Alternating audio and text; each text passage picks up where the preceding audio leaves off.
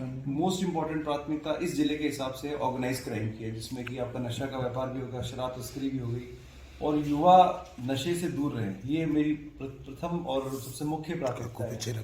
इसके अलावा जो महिला और बच्चों के संबंधी अपराध हैं उसमें स्पेशल सेल एडिशनल एसपी सिकाओ का गठन हुआ है, वो भी मेरी एक प्राथमिकता है।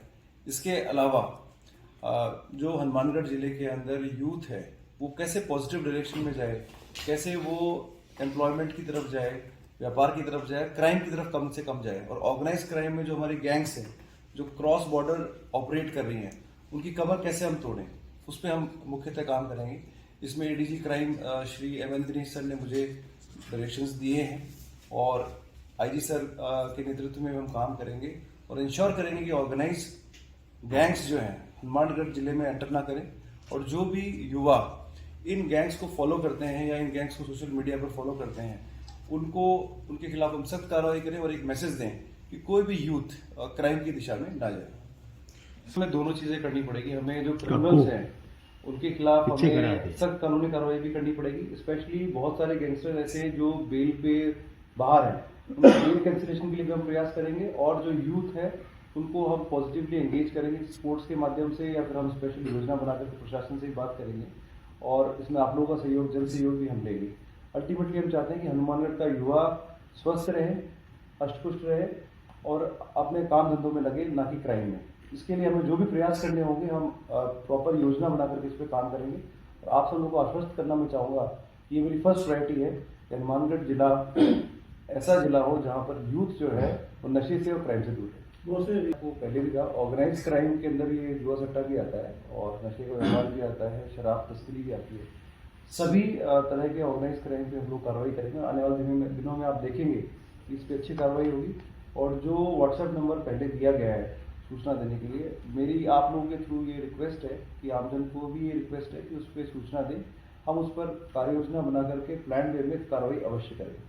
गाँव के अंदर, राजस्थान के कोने कोने के अंदर अब धीरे धीरे नशा बढ़ता जा रहा है और मुझे लगता है सरकार इसको लेकर गंभीर है। इसमें नशा मुक्ति केंद्र भी बनाए गए हैं और इसके अलावा जो मेजर सप्लायर हैं जो गाँव के अंदर नशा सप्लाई करते हैं, हम लोग उनकी सूचना इकट्ठी करके उनके खिलाफ कार्रवाई करेंगे और इंश्योर करेंगे कि कोई भी ऐसा व्यक्ति नशे का व्यापार, नशे को अपने व्यापार के रूप में ना ले। और ऐसे लोगों को हम डिसवेट करेंगे कि वो नशे का व्यापार छोड़ करके अपनी रूटीन काम में आए। केंद्र के बारे में जो आप बता रहे हैं उसको हम दिखवा लेंगे, प्रशासनिक अधिकारियों से बात करेंगे, हम देखेंगे कैसे इसमें बेस्ट हम कोई पॉलिसीज बना पाएँ जिससे कि एक्चुअल में जिनको नशा जो करते हैं उन केंद्रों में से कोई इनोसेंट आदमी किसी और प्रोटेस्ट में ऐसा ना जाए। हम इंश्योर करेंगे। अगर आपके पास भी ऐसी कोई सूचना है तो जरूर हम आपको बताएं। मैं उस पॉलिसी की बात कर रहा था। अब एनएचआरसी की जो गाइडलाइंस हैं वो पूरे देश में लागू होती हैं और कोई भी पुलिस प्रशासन इससे ऊपर नहीं है और उसमें वो जुडिशियल डिसीजंस हैं, हम उनका सम्मान करते हैं। और पुलिस की जो कार्रवाई है वो एनएचआरसी गाइडलाइंस के अनुरूप ही हमें करनी पड़ती है। हमें ह्यूमन राइट्स का ध्यान रखना पड़ता है। मुझे लगता है कि ये विषय जो है आपका, इस पर हम ध्यान देंगे और जो नशा करने वाले हैं या फिर वो हम देखेंगे हम कैसे। वो ही सुझाव दे रहा था मजबूत करेंगे। देखिए, अब जो आप बीट सिस्टम की बात बता रहे हैं, ऑब्वियसली जिले के अंदर पूरा जो एरिया है वो अलग अलग बीट्स में डिवाइडेड है और हम सब बीट कांस्टेबल की, बीट इंचार्जेस की और एसएचओस की रिस्पॉन्सिबिलिटी तय करेंगे कि वो आसूचना इकट्ठी करें, इंटेलिजेंस इकट्ठी करें और ऐसे व्यक्तियों के खिलाफ हम लोग योजना बना के अच्छी कार्रवाई करें। तो पहले बताया कि ये जिला ऐसा है जहाँ पे बॉर्डर काफ़ी बड़ा लगता है हरियाणा से भी, पंजाब से भी। हमारा उद्देश्य ये रहेगा कि हम बॉर्डर से तस्करी को रोकें और उसमें नशा भी है, उसमें शराब की गाड़ियाँ भी हैं, जिससे कि क्राइम को बढ़ावा ना मिले और हमारे युवा नशे की ओर आगे ना बढ़े। क्राइम कर रहा है तो दूसरी बात, अगर व्यक्ति एक बार क्राइम करने के बाद वापस सेम क्राइम करता है तो हम उसकी बेल कैंसिलेशन के लिए भी प्रयास करेंगे।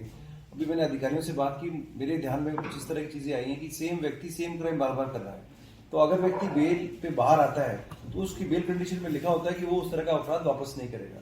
तो हम लोग अभियान चला करके ऐसे व्यक्तियों को वापस उनकी बेल कैंसिलेशन करवा के, तो आपने कहा 1 महीने में बाहर जाते हैं, उनको वापस जेल के अंदर डालते हैं। सही है। इसमें जो मेन में जब तक हम सप्लायर्स तक नहीं पहुंचेंगे तब तक हम इसमें एक डिटरेंट इफेक्ट और एक मैसेज जो है क्रिमिनल्स को नहीं देंगे। बिल्कुल हम प्रयास करेंगे कि अंतिम कड़ी तक पहुंचे, चाहे से वो नाइजीरिया में हो या बाहर हो, हम लोग पूरा प्रयास करेंगे। आज पुलिस ने विजिट की है, कुछ सुविधाएं हमने स्टाफ के लिए डेवलप की है बाकी और भी वेलफेयर की जो चीज़ें हैं वो हम करेंगे।